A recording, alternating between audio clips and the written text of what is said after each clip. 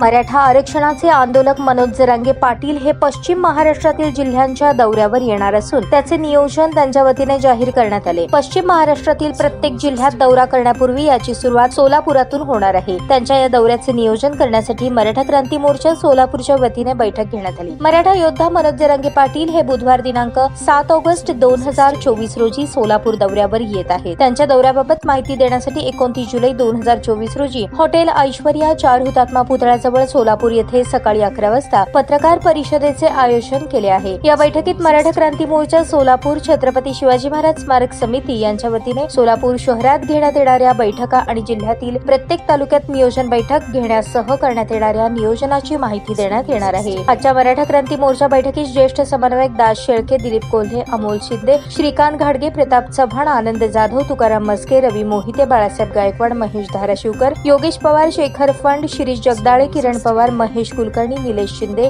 यांच्यासह मराठा क्रांती मोर्चा सोलापूर आणि छत्रपती शिवाजी महाराज स्मारक समिती सोलापूर सदस्य उपस्थित होते। ताज्या बातम्या पाहण्यासाठी प्राईम महाराष्ट्र न्यूज चॅनलला सबस्क्राईब करा।